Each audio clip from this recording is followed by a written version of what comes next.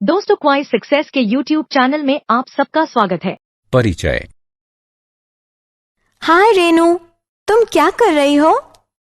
Hello प्रिया, आओ आओ, मैं कुछ चित्र बना रही हूँ। अरे वाह, मैं कुछ सहायता करूँ तुम्हारी? हाँ प्लीज, क्या तुम समरूप वृक्ष बना सकती हो?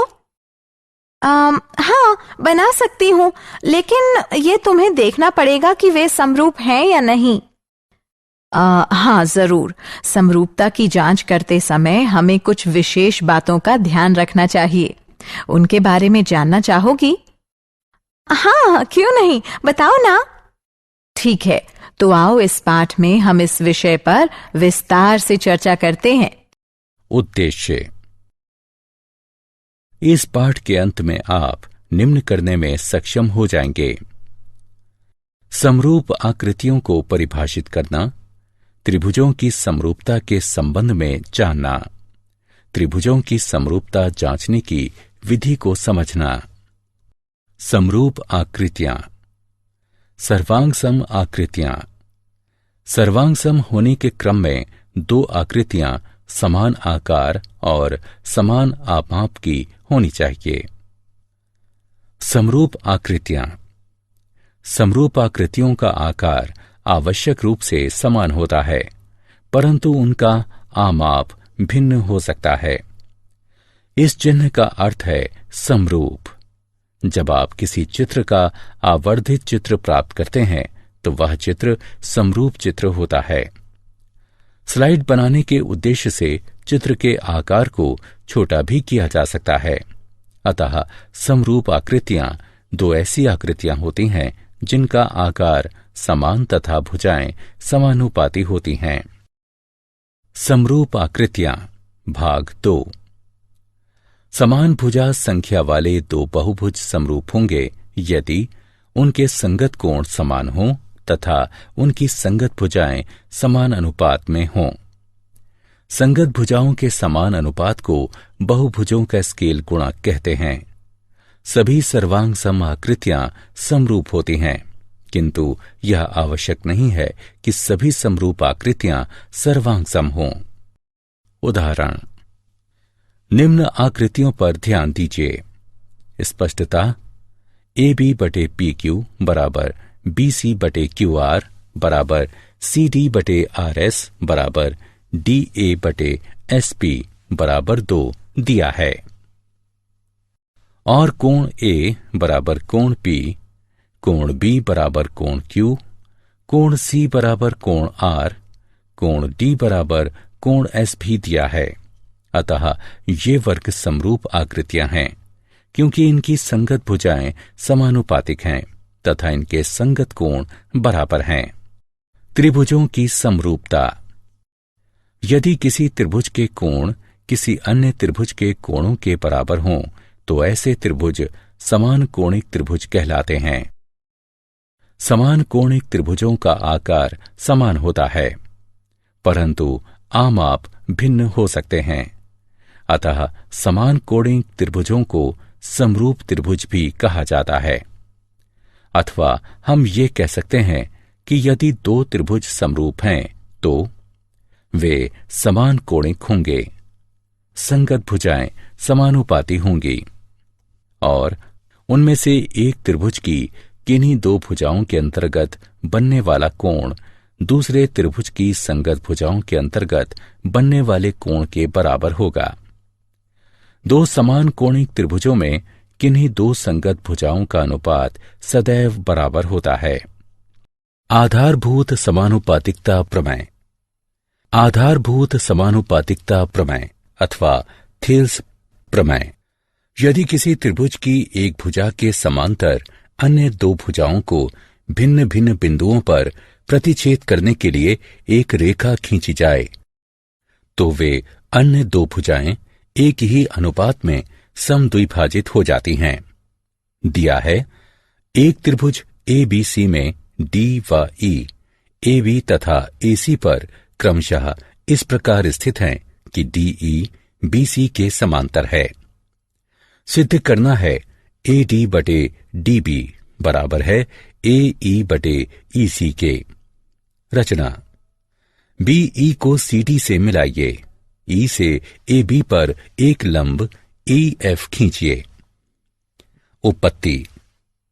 चूंकि DE समानांतर है BC के, अतः त्रिभुज BDE का क्षेत्रफल बराबर है त्रिभुज CDE के क्षेत्रफल के।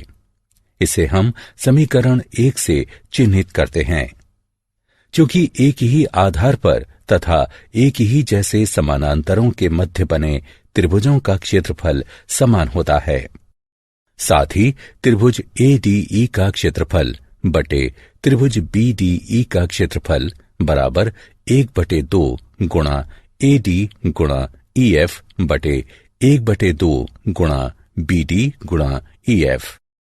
चूंकि त्रिभुज का क्षेत्रफल 1/2 गुणा आधार गुणा लंब के बराबर होता है, अथवा त्रिभुज ADE का क्षेत्रफल बटे त्रिभुज BDE का क्षेत्रफल बराबर है AD बटे BD के। इसे समीकरण 2 से चिन्हित कीजिए। इसी प्रकार त्रिभुज ADE का क्षेत्रफल बटे त्रिभुज CDE का क्षेत्रफल बराबर है AE बटे CE के। इसे समीकरण 3 से चिन्हित कीजिए। समीकरण 2 व 3 से हमें AD बटे BD बराबर AE बटे CE प्राप्त होता है। इति सिद्धम। इस प्रमेय का विलोम भी सत्य है, जिसके अनुसार यदि कोई रेखा किसी त्रिभुज की किन्हीं दो भुजाओं को समान अनुपात में विभाजित करती है तो वह रेखा तीसरी भुजा के समांतर होगी। त्रिभुजों की समरूपता के उदाहरण। दी गई आकृति में DE समांतर है AC के तथा DF समांतर है AE के, तो सिद्ध कीजिए कि BF बटे FE बराबर है BE बटे EC के। हल। त्रिभुज ABC में DE समांतर है AC के, इसलिए आधारभूत समानुपातिकता प्रमेय द्वारा BD बटे DA बराबर है BE बटे EC के। इसे समीकरण 1 से चिन्हित कीजिए। त्रिभुज BAE में DF समांतर है AE के, इसलिए आधारभूत समानुपातिकता प्रमेय द्वारा BD बटे DA बराबर है BF बटे FE के। इसे समीकरण 2 से चिन्हित कीजिए। अब समीकरण 1 और 2 से हमें BE बटे EC बराबर BF बटे FE प्राप्त होता है। त्रिभुजों की समरूपता के उदाहरण। ABCD एक समलंब है, जिसमें AB समांतर है DC के तथा उसके विकर्ण परस्पर बिंदु O पर प्रतिच्छेद करते हैं। दर्शाइए कि AO बटे BO बराबर है CO बटे DO के। हल। बिंदु O से होती हुई एक रेखा EF इस प्रकार खींचिए कि EF समांतर हो CD के। त्रिभुज ADC में EO समांतर है CD के। मूलभूत समानुपातिक प्रमेय का प्रयोग करने पर हमें AE बटे ED बराबर AO बटे OC प्राप्त होता है। इसे समीकरण 1 से चिन्हित कीजिए। त्रिभुज ABD में EO समांतर है AB के, अतः मूलभूत समानुपातिक प्रमेय का प्रयोग करने पर हमें ED बटे AE बराबर OD बटे BO प्राप्त होता है, अर्थात AE बटे ED बराबर है BO बटे OD के।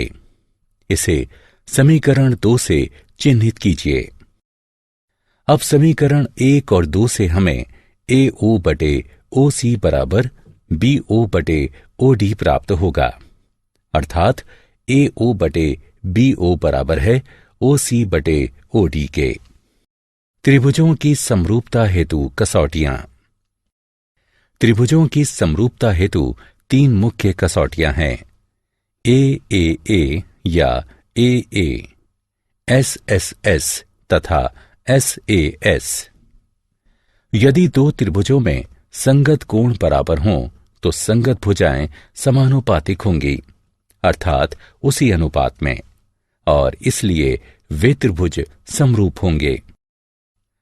दो त्रिभुज ABC तथा DEF समरूप होंगे यदि कोण A बराबर कोण D, कोण B बराबर कोण E, कोण C बराबर कोण F और AB बटे DE बराबर BC बटे EF बराबर CA बटे FD। ऐसे मामले में हम त्रिभुज ABC समरूप त्रिभुज DEF लिखते हैं। त्रिभुजों की समरूपता हेतु कसौटियां। 2। SSS समरूपता। यदि दो त्रिभुजों की संगत भुजाएं समानुपातिक हैं तो वे त्रिभुज समरूप होंगे। दो त्रिभुजों ABC और DEF में यदि AB बटे DE बराबर BC बटे EF बराबर CA बटे FD है तो ऐसे त्रिभुज SSS समरूपता कसौटी के अनुसार समरूप होंगे। AAA समरूपता। यदि दो त्रिभुज समान कोणिक हों, अर्थात जिसके तीनों कोण परस्पर बराबर हों, तो वे समरूप होंगे। AA समरूपता। यदि किसी त्रिभुज के दो कोण दूसरे त्रिभुज के दो कोणों के क्रमशः बराबर हों तो वे त्रिभुज समरूप होंगे। SAS समरूपता। यदि दो त्रिभुजों में संगत भुजाओं का एक युग्म समानुपातिक हो तथा अंतर्गत कोण बराबर हों तो वे त्रिभुज समरूप होंगे।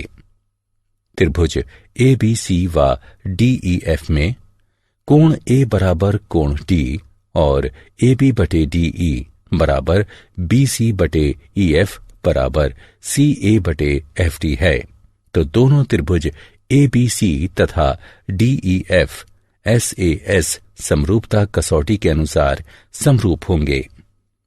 उदाहरण, निम्न आकृति में त्रिभुज ODC समरूप है त्रिभुज OBA के। कोण BOC बराबर 125 डिग्री है तथा कोण CDO बराबर 70 डिग्री है तो कोण DOC, कोण DCO एवं कोण OAB के माप क्या होंगे? आइए इसे हल करते हैं।